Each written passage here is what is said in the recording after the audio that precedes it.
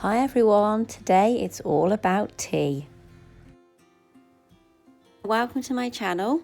Today we're going to be making little tea bag holders. It's like little tea bag purses or tea bag pouches. They're little poppers on. They're very, very handy. Just pop them in the bottom of your handbag and it just stops your tea bags from getting dusty or dirty. And it's quite a good project, takes about 20 minutes, quite quick actually. And you can use your little scraps as well because they're not huge pieces of material. So great little project. Also, I say press studs and poppers, but in some countries they're also called snaps. There's a few things you'll need here. I have used some plastic that I had, but you can use paper or anything that you have around, a piece of card. I show you the measurement here. We'll cut 2 of this pattern and 1 of this.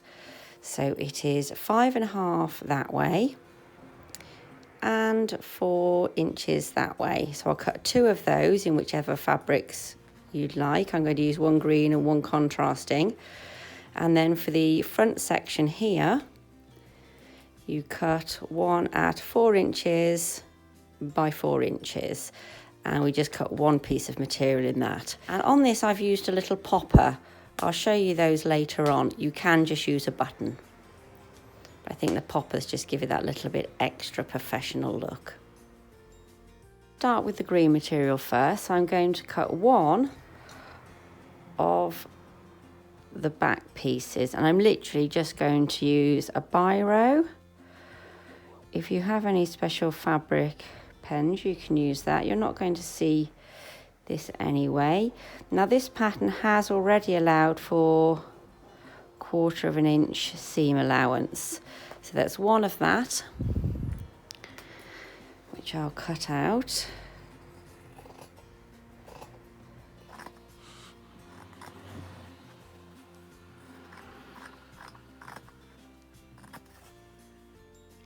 There we go, so we've got 1 of those. Now we'll need another 1 of these, which I'm going to pick, I think this material would look nice.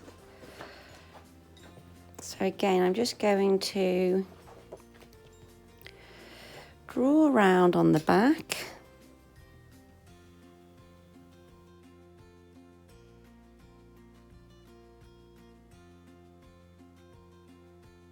Out again. These are really quick little pockets to make. Great to give as gifts as well actually, because there's so many times I pop out and I want to just take a couple of tea bags with me. I used to just throw them in my bag, but actually they get a bit dusty and pick up little fibres out your bag, and actually I just love these now. I always carry 1 of these with me in my handbag.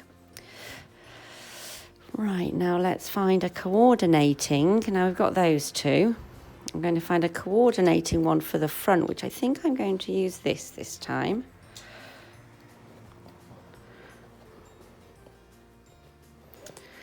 Right, where's the front pattern?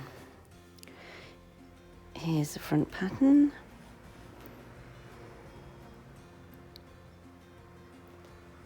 There you go. If there's a certain design you want on the front, make sure you just line up your pattern with the design being central. There we go, I'm happy with that. I'll cut that out. Doesn't matter if you make the lines on the front of the fabric or the back, because you won't see them.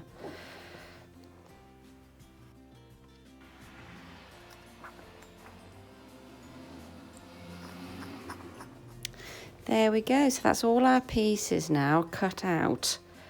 Is basically just these 3 pieces. So first of all, we'll take the front section, which is this bit here, and we're just going to fold it under and stitch it.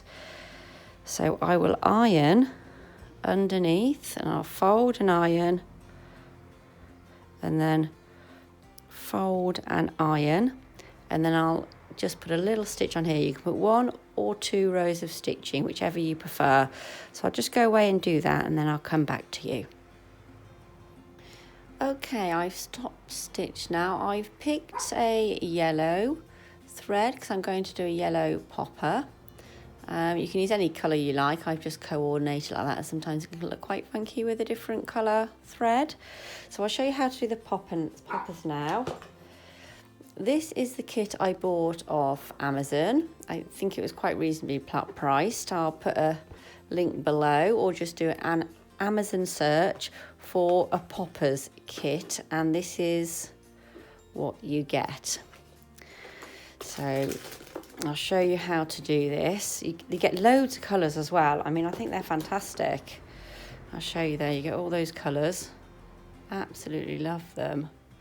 And I'm going to pick a yellow today. I think I'm going to go for the paler yellow. So you need a back and a front, and then another back, and then the other front that looks slightly different.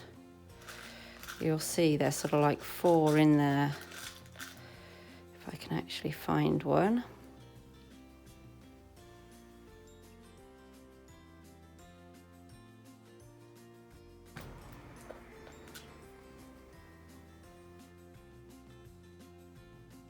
We've got 2 backs that stick up.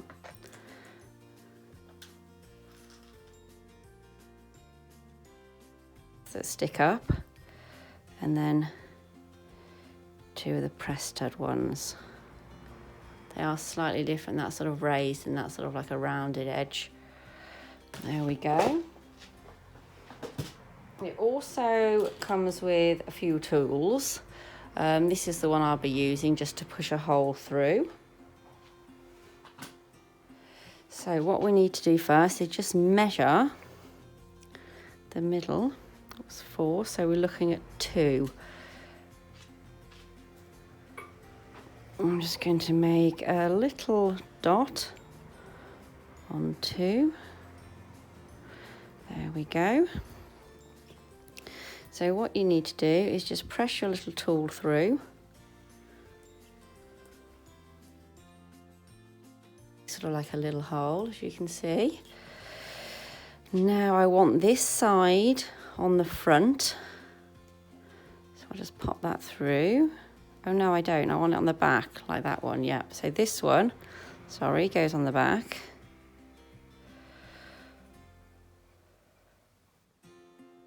Onto there. There we are. Then for the front, I've used the one with the rounder edges, as you can see. I'll push that on there. And then you just get the tool, and the black end goes on the round bit. So I'll just pop that on there, line the front up best I can, and then give it a good squeeze. They actually don't take too much pressure, not like the metal ones. These are actually quite easy to do. So there you go, that's our first popper put in place. There we go, and the next one will go on later. You start with the pretty face one towards the pretty face. Just line those up. And then your backing one, this one doesn't matter which way I put it on because they both look the same. So I'll just pop that on. There we go. Now we're going to pin this just to hold it all in place while I sew.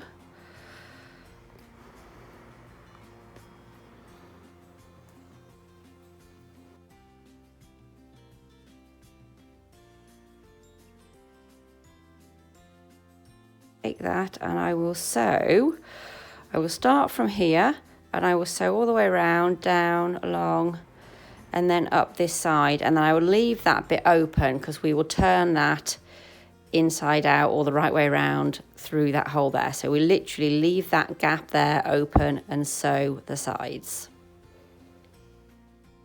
Finish sewing around the outside, and there you go, left the bottom open. So I'll just take those pins out. And you can see it's not absolutely perfect. I've left around 1/4 of an inch. Let me measure that. Yeah, about 1/4 of an inch or so. It's obviously not all even all the way around, but there we go. And then we turn it the right way round.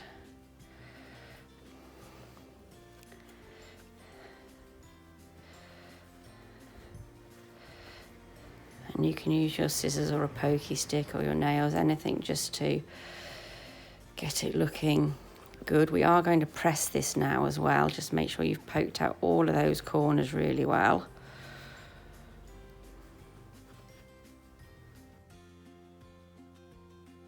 Okay, so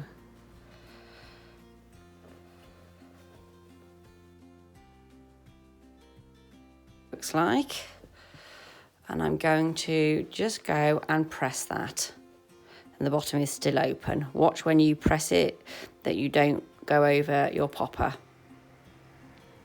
Okay, I've given that a press. It makes such a difference pressing it. Now, I don't like top stitching, but if you want, you can put a very fine top stitch all the way around. I haven't done that because I prefer it like that. Now, I've also ironed, folded that over and just pressed a line across the top there.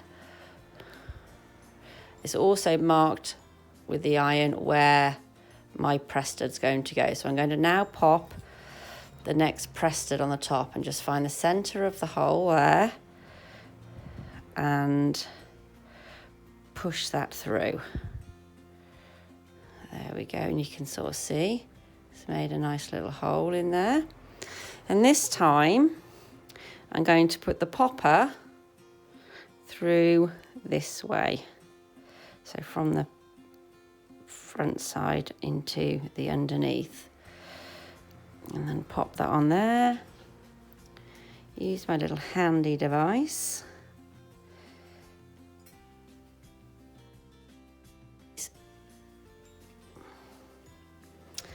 There we go. I absolutely love these little poppers. And that just pops in. But now we are just going to sew the bottom. So turn it back the other way, inside out. And make sure it's all level. Pop a little pin in there. And we're just going to stitch 1/4 of an inch along the bottom there, and then trim any excess off. Go, I've stitched along the bottom, you see better on that side. Now with all of the stitching when you've made this, always go back and forth on each end. All right, I'm just going to trim this a little bit so it's nice and tidy.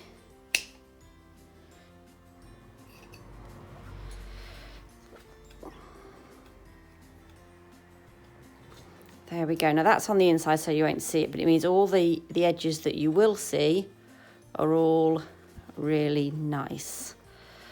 So there we go. I will just push those corners out. You can trim the corners off actually.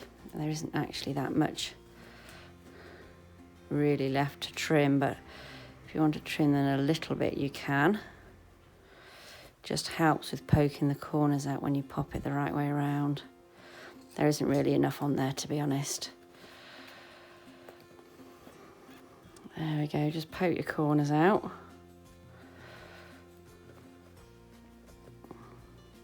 And then I will go and press that again, just so it looks nice and crisp. There you go, it's all nice and pressed. So there's the little bag. So you can see it all around. And there's the other one. Both done off the same pattern, the same measurements. They're great to get your little tea bags in, popper them down. You can get quite a few tea bags in each one actually. And that's just one in there, but you can get about 5 comfortably. And there you go.